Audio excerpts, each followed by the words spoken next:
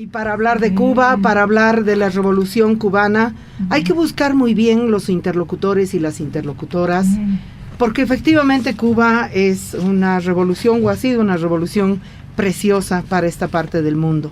A mí le decía a mi invitada que me duele ver gente muy mediocre defendiendo la Revolución Cubana. Estamos con Nila Heredia.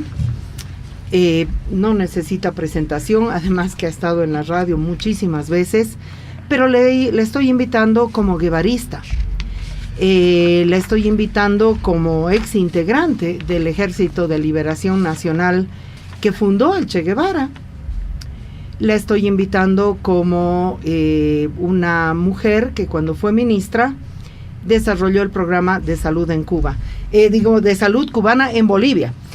Nila, bienvenida, gracias por estar aquí, gracias por aceptar nuestra invitación. Lo primero que quiero preguntarte es, ¿qué representa Cuba para nuestro continente? Cuba es un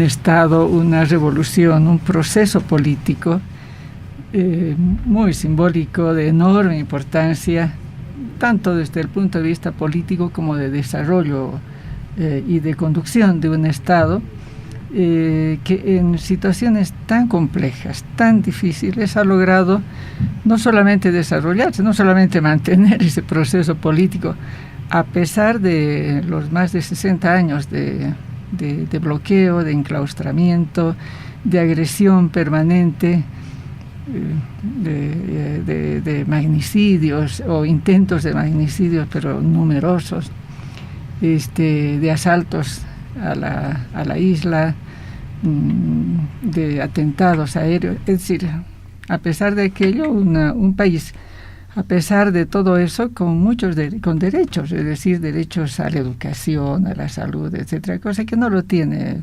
creo que no lo tiene ningún país en la magnitud que los tiene. Hermana, ¿cuántas veces has estado tú en Cuba? ¿Y qué has visto tú con tus ojos?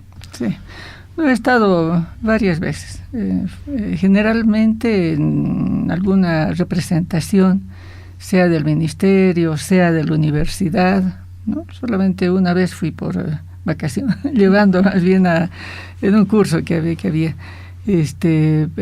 Pero en general, yo frecuentemente he ido como una persona común y corriente, y me he alojado donde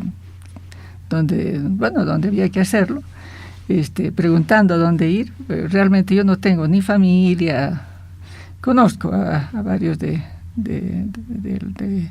Estado, o conocía, entre ellos al rector de la Universidad de La Habana, etcétera, porque cuando yo estuve de jefe de carrera, de vicedecano en la Facultad de Medicina, ahí gracias también al decano, logramos hacer la primera articulación, acuerdo con la Universidad de Cuba para lograr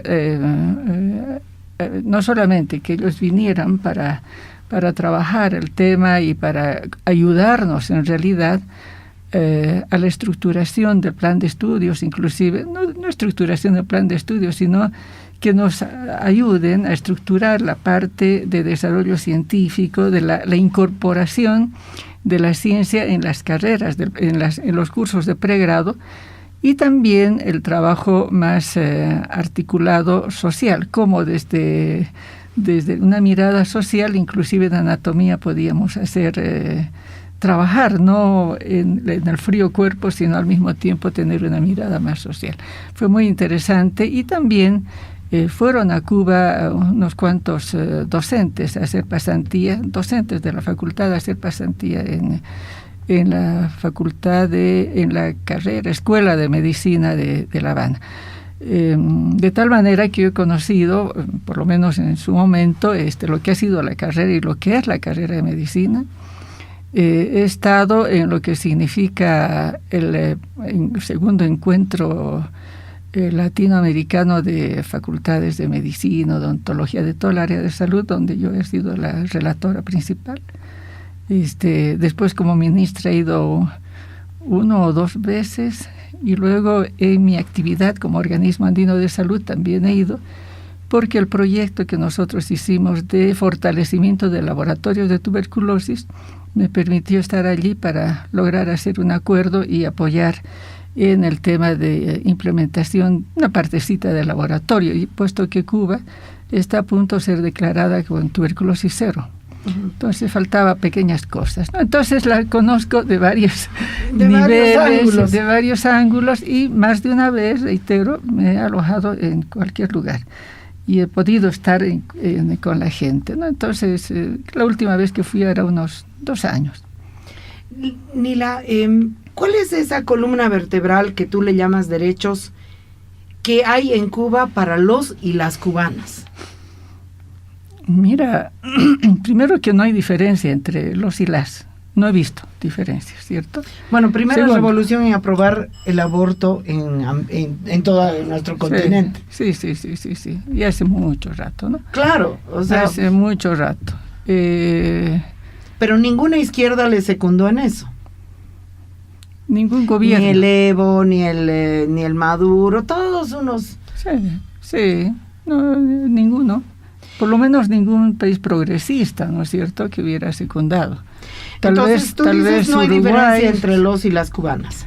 No he visto diferencia, he visto más bien una actitud muy amplia al respecto. Yo no conozco el interior de las familias, no conozco, pero bueno, en general, en esa actitud, incluyendo, por ejemplo, la llegada acá de colegas universitarias en la formación de educación superior, digamos, no había diferencia, al contrario, habían varias mujeres, ¿no? Pero además en un nivel de discusión excelente realmente.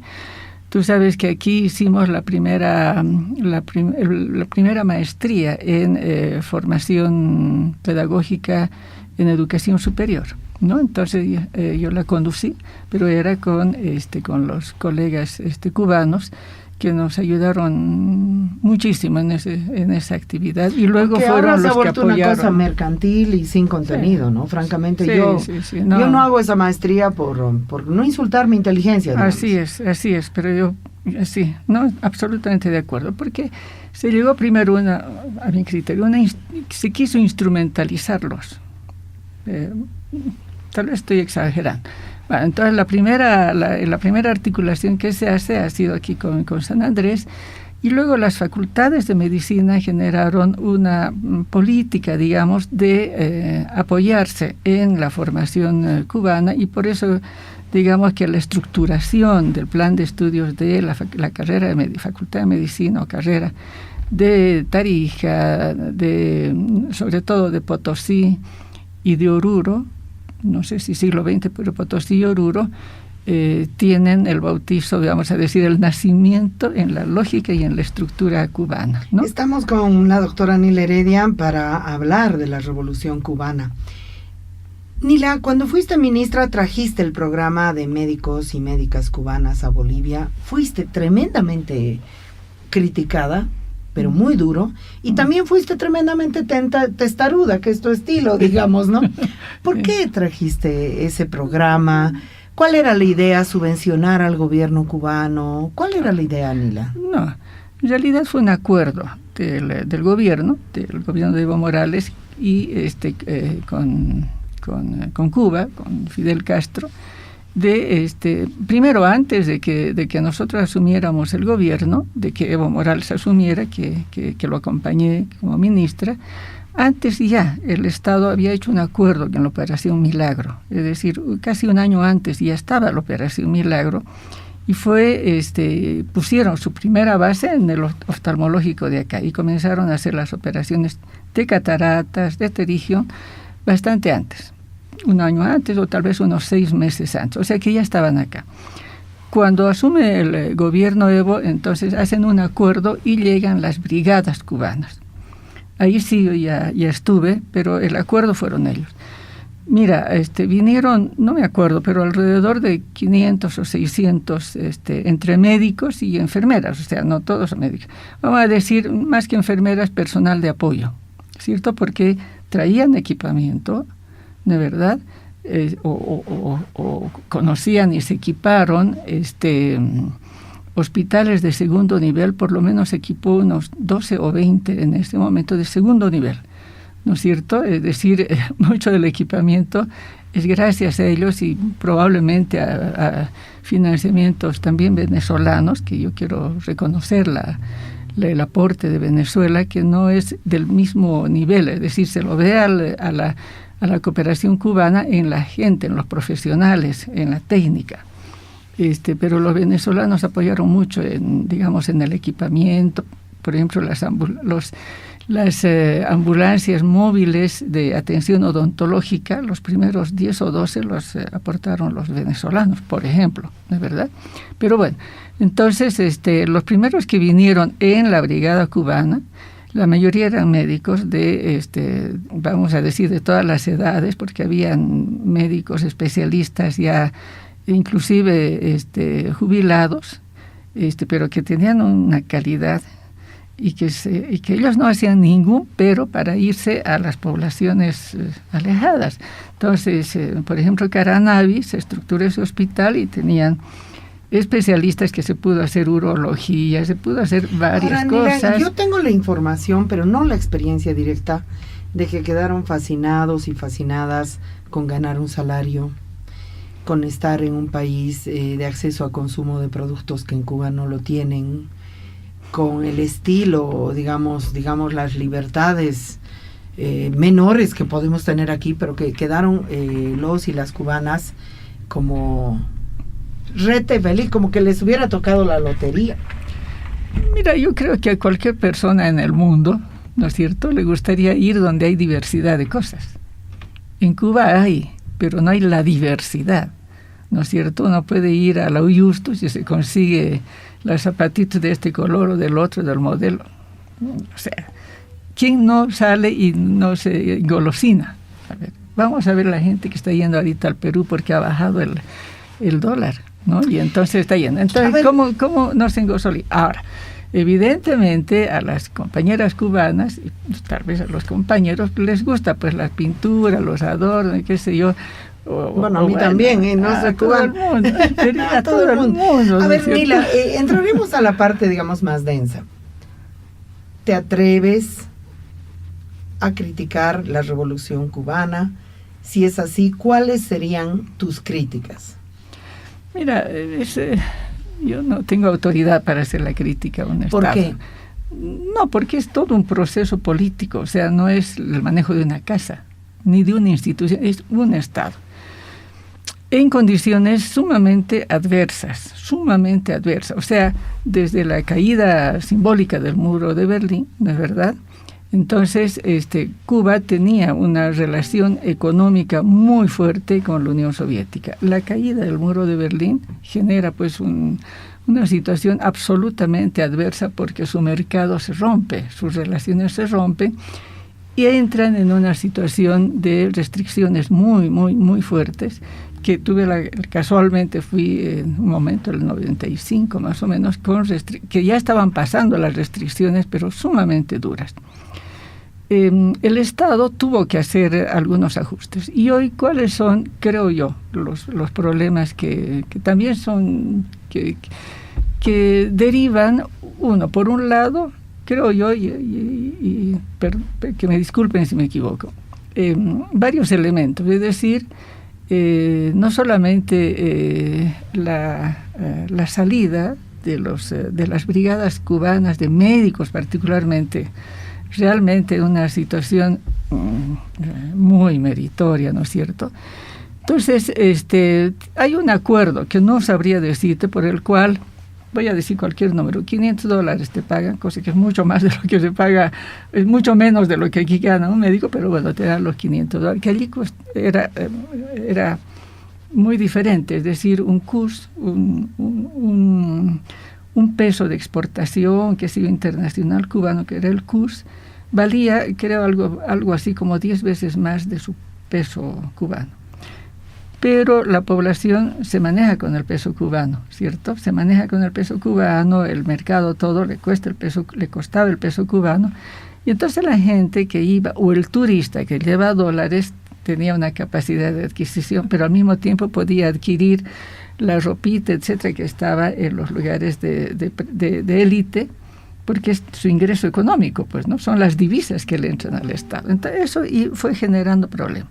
Entonces, la gente que salió en las brigadas también ha vuelto con un monto de dinero X, ¿no es verdad? No sé qué acuerdos existe, de tal manera que ha ido generando también niveles, diferenciaciones, que eso molesta a la gente. Cuando tú siempre has visto que son más o menos iguales, con una pequeña diferencia de unos, ha generado molestias. Ha generado molestia. Luego, han hecho ajustes en relación a estos temas, de tal manera que inclusive se admite la tenencia de un inmueble que lo pueden alquilar, cosa que antes no había. Entonces es un ingreso. Han admitido, de esto hará ya de unos 10 o menos años, sí. Por ejemplo, algún emprendimiento privado. Antes no tenías restaurantes, hoy hay con el nombre de paladares, los cafecitos, etcétera, o los pequeños negocios, antes no había.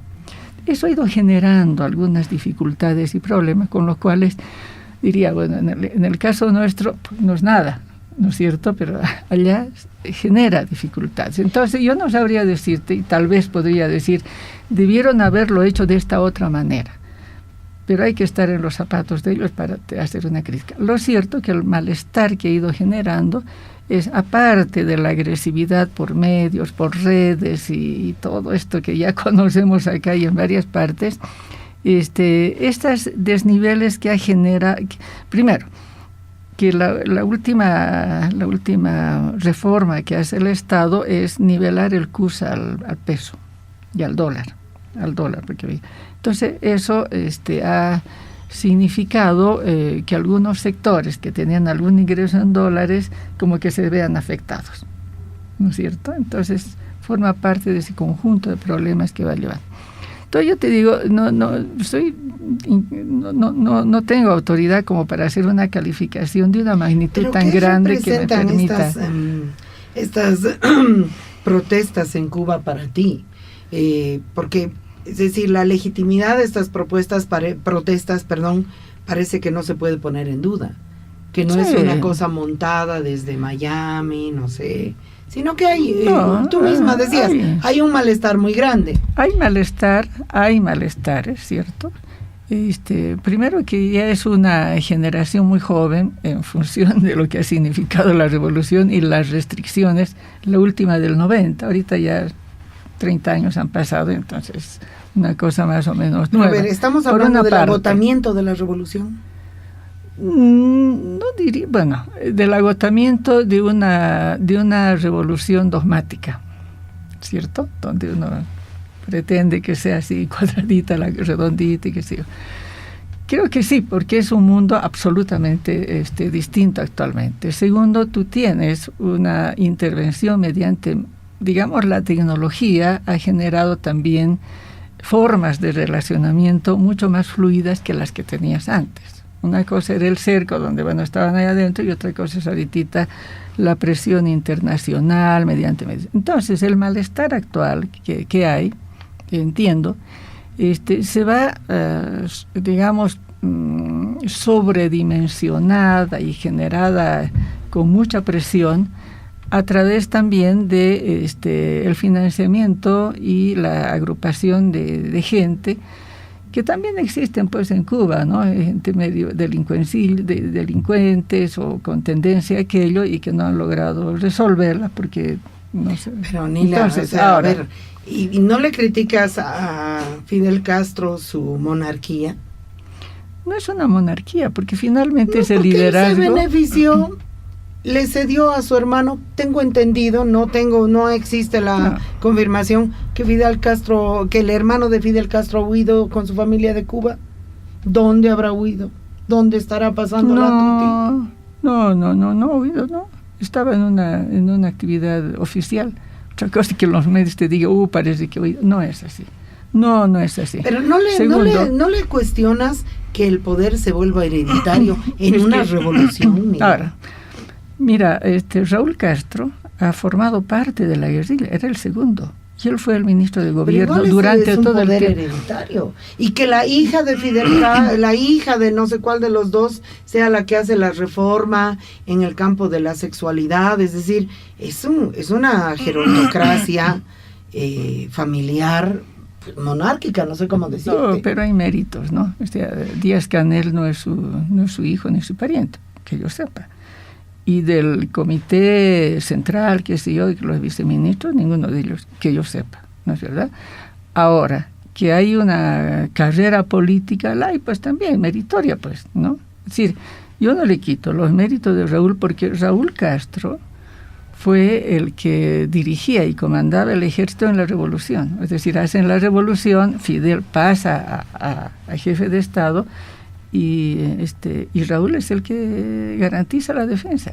O sea, no es que Raúl hubiera sido... No, Raúl ha sido el tipo que no se lo ve, pero fue el tipo más fuerte. Yo te pregunto a ti, Nila, que no usufructúas de privilegios, tú vives de tu trabajo, de lo que sabes hacer. ¿No le haces ni una crítica a ese partido que se convierte en una casta, que se convierte en un nido de privilegios? No es un nido, yo no veo como nido de privilegios, no lo veo, porque es evidente que se vea... ¿Qué hace que tú no lo veas y lo vea la mitad del mundo, por decir? Por favor, quiero entender. Porque es una revolución que está expuesta al mundo entero. Pero todas las revoluciones, ¿no? Y todos los gobiernos están expuestos. Todos estamos expuestos, todas estamos expuestas. Pero a ver, yo no sé si se han dedicado a ver quién es el hijo del Biden o del Macri, no sé qué cárcel ha tenido. Yo no lo he visto, no sé, de verdad. No sé cuál será la familia del Kuczynski en el caso del Perú o de Vizca, no lo sé. Y seguramente pero lo hemos estaban allá. Todo el tiempo, ahora, por ¿qué favor? pasa? ¿Cómo pero las oligarquías han entrado a manejar de forma familiar en un cerco de clase en nuestros países? Lo hemos visto y lo hemos denunciado toda la vida. ¿Qué? Sí. Pero ¿por qué diablos lo vamos a aceptar en la Revolución Cubana? Porque para mí tiene una historia demasiado larga, como para que no hayan gentes familiares y muchos otros que tienen y que han tenido un desarrollo, pero lo pueden hacer, pues, tienen derecho a hacerlo, ¿no es verdad? Para decir lo que yo sepa, uno de los hijos de Fidel Castro, no sé cuántos tendrá, es un físico, ¿no? de connotadísima reputación, desarrollo tecnológico, etcétera, etcétera. A mí me lo ponen ahí, ¿cómo no lo vas a aprovechar? No porque sea el hijo de Castro, sino porque tú necesitas apoyo tecnológico. Ahora, pero a ver, Nila... es que estamos expuestos, es decir, es una revolución de 60 años. ¿A dónde vamos a ir? Es decir, ¿se agotó la Revolución Cubana y se va a caer? No creo que se haya agotado. No veo que se hubiera agotado. Lo que se ha agotado es el modelo ortodoxo, que evidentemente tiene que adaptarse al momento actual. ¿Qué diferencia haces entre revolución y modelo ortodoxo? El modelo ortodoxo es aquello que tú supones que bueno, el proletariado ha logrado un nivel tal que ya no existen, que no hay direcciones en realidad. ¿Quién dirige? Pero en una revolución como esta, el proletariado forma parte de ese Estado, ¿no? Si al que pongas es parte. Sí, es un Estado que no explota porque redistribuye. Entonces no habría revuelta.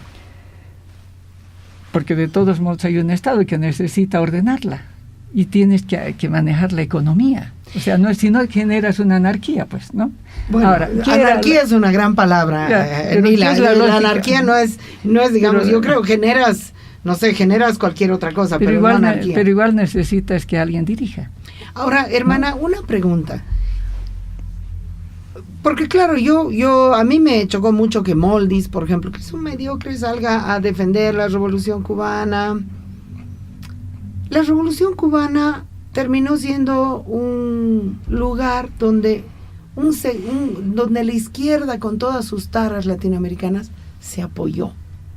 Sí. Estamos hablando de Ortega, estamos hablando de Maduro, sí. Estamos hablando del propio Evo. Aprovechó, usufructuó. Sí. ¿Y qué piensas de eso? O sea, es que se les rompe el esquema precisamente para un Maduro, para un Ortega, para un Evo. Claro, ojalá todos hubieran copiado, a pesar Alguito. Claro, a pesar de los problemas y de todo lo que se le pueda criticar a Cuba, ojalá hubieran copiado por lo menos una 10ª parte. ¿No es cierto? Entonces hay una gran diferencia, ¿no? Y no solamente, sino hay otras estructuras. Bueno, entonces, y no es que, a ver, Cuba no se autoseñala a sí mismo como el paradigma de la revolución, nunca lo ha hecho, ¿no es cierto? Pero sí ha sido muy proclive a exportar, a generar un ejemplo de lo que se puede hacer en un proceso, en un país que es pobre desde el punto de vista de la tenencia de recursos naturales, es pobre, y sin embargo ha logrado y logra generar una economía no solamente de subsistencia, sino más bien de desarrollo. Sino ¿de dónde tiene ese desarrollo científico-tecnológico? ¿De dónde? ¿De dónde es capaz de producir sus propios medicamentos, sus propias vacunas y estar adelantado respecto a... Pero entonces, ¿de dónde sale la pinche revuelta? Porque a mí también la vacuna me sorprendió, pero sin embargo hay revuelta. Porque están en un bloqueo que no les permite el ingreso ni siquiera de repuestos, ni de efectos químicos, pero es un bloqueo que permitió el ingreso de los capitales de Meliá, que son capitales de un catalán. Hace rato, no ahorita, hace rato. Y cuando ingresaron, fue justamente en la época del 90, cuando hubo un bloqueo y que tuvieron que mejorar su economía, porque el mundo socialista se había caído, entonces terminan ampliándola y haciendo una apertura al turismo, cosa que no había en la proporción que había antes. Entonces, el 90 generan una política de estimular el turismo y el ingreso de capitales para lo que significa toda estructura hotelera. ¿Por qué, para finalizar este encuentro, Nila, porque claro, ¿dónde podemos llegar? ¿Por qué no existe un canal, desde mi punto de vista, legítimo, donde saber lo que está pasando en Cuba? No sabría decirte, porque tampoco no conozco exactamente, no sé, lo único que sé es que los medios, etcétera, evidentemente están, hay muchos canales periféricos, desde Radio Martí y todo aquello, donde están transmitiendo lo que quieren y como quieren, ¿no es verdad? No sé cuáles otros habrá, lo único que conozco... Pero no puedes acceder a saber lo que está pasando. Es decir, Telesur también está transmitiendo, pero pones Telesur y dices, no te creo nada. No, tampoco es así, ¿no? Tampoco es así. O sea, si no hubiera pasado al mismo tiempo, lo que nos ha pasado a nosotros, ¿no es verdad? Con la utilización de motoqueros y de no sé qué cosa, que ingresaron a pegar, a destruir, a generar redes de pititas y no sé qué cosa, que no estoy tirándome para atrás en las críticas que había contra Evo, por supuesto, pero también fue magnificado y agredido a través de redes sociales y al mismo tiempo de personas. ¿Qué hacen esos cochaleros, no sé qué, cochalos y qué sé yo, que no es verdad? Son grupos pues financiados paramilitares. Son paramilitares, y lo que está ocurriendo ahorita en Haití, qué sé yo. Todo eso no es extraño, pues a ninguno de los países donde están generando políticas. Espérame qué es lo que va a pasar. Espera qué es lo que va a pasar en el Perú. Ahora, ¿por qué? Porque no les conviene, es una élite, además de racista la peruana, ¿no es cierto?, una estructura empresarial muy fuerte. De intereses muy fuertes, por favor, transnacionales gigantes. El Perú es una mina de oro. Nila, ¿qué está pasando en Latinoamérica? Para decirlo y cerrar nuestro encuentro, ¿qué está pasando en Latinoamérica? No creo que Latinoamérica, en el continente. ¿Qué está pasando en el continente? ¿Qué está pasando en el mundo? ¿Cierto? Hay una crisis del poderío norteamericano, desde el punto de vista no solo económico, sino desde el punto de vista de potencia militar y digamos de dominios en el ámbito de la influencia de la política norteamericana a nivel mundial. Hay una crisis ¿no es cierto?, financiera, etcétera, de tal magnitud que definitivamente hoy está en discusión el valor del dólar, por ejemplo, ¿no es cierto?, y el valor y la capacidad de dominio que tiene, que todavía la tiene Estados Unidos, por supuesto. Hay una crisis. Estados Unidos ha entrado a poner los pies para lograr un dominio mayor, tanto en el Asia, ¿no?, desde Afganistán, Irak, etcétera, como en el norte ¿qué se llama?, del África, no solamente por razones de recursos naturales, sino al mismo tiempo porque hoy la discusión está en la lógica no solamente de la tenencia económica, sino también de la imposición política a nivel internacional.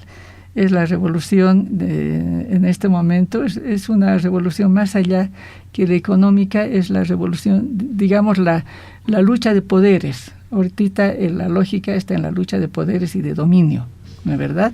Entonces, en ese sentido, el América sigue siendo el traspatio de Estados Unidos y necesita Estados Unidos mantener y generar gobiernos que realmente les respondan, ¿cierto? Y por ello mismo está generando toda esa cantidad de cosas. Lo que no justifica, tampoco estoy justificando, a los problemas que existen al interior. ¿Qué es lo que está pasando en el Brasil? Brasil está realmente en una situación caótica, difícil, etcétera, pero está muy bien protegida, ¿no es cierto? Bueno, pero va a ganar Lula. Eso es más que cantado. Va a ganar Lula, ha ganado Castillo en Perú. Está cayendo Piñera, pero estrepitosamente. Está cayendo Duque.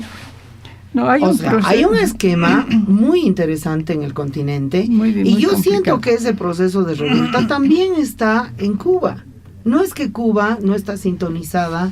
Son diferencias, ¿no? Hay diferencias. Indudablemente, es decir, te digo que hay como que hay una gran revuelta en Chile, etcétera. Esa juventud, ¿cuál es la meta que tiene ahorita? ¿Cuál es el objetivo? Esa juventud no va a decir sí a Cuba, a todo. La revolución cubana es sagrada, sino que es una juventud que mira la revolución cubana como algo que se acabó. Pero no está mirando la revolución cubana. No, exacto. Para comenzar, ni la está mirando. Sí. Mira, la juventud ahorita no está mirando la revolución cubana, está mirando otros. Está mirando, primero, que no sabe qué tipo de estructura va a tener. Necesitan manifestar su malestar, su desazón, su falta de oportunidades, para decir desde el punto de vista. ¿Hacia dónde va? O sea, en todos los países tú has logrado. Lo que antes era lograr ser bachiller, hoy son no solamente profesionales, con maestría, con todo lo que quieras, para trabajar ¿dónde? De taxista. Entonces hay una frustración de la juventud en todo sentido, porque los estados y la sociedad ya no pueden resolver. 1, 2, el desarrollo tecnológico está poniendo como que masas de gente que ya no van a poder competir porque son la gente manual y que ahora son el robot y todo aquello que le está compitiendo.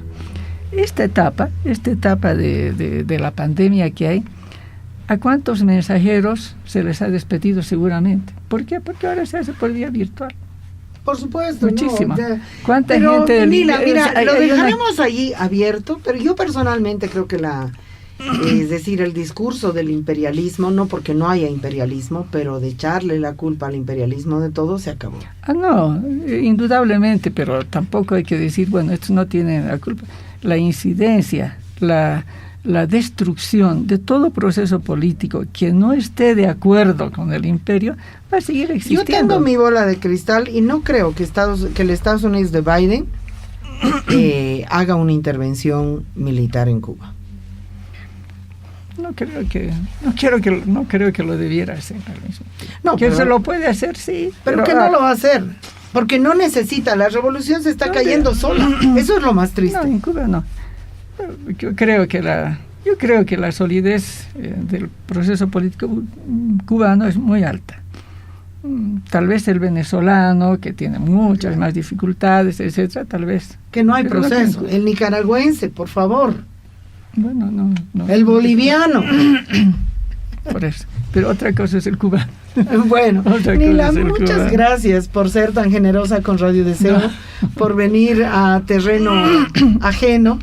No somos marxistas leninistas como tú. ¿Sigues siendo marxista leninista? Yo sigo siendo, soy Elena, soy marxista, soy evarista. Linda. Sigo siendo Elena.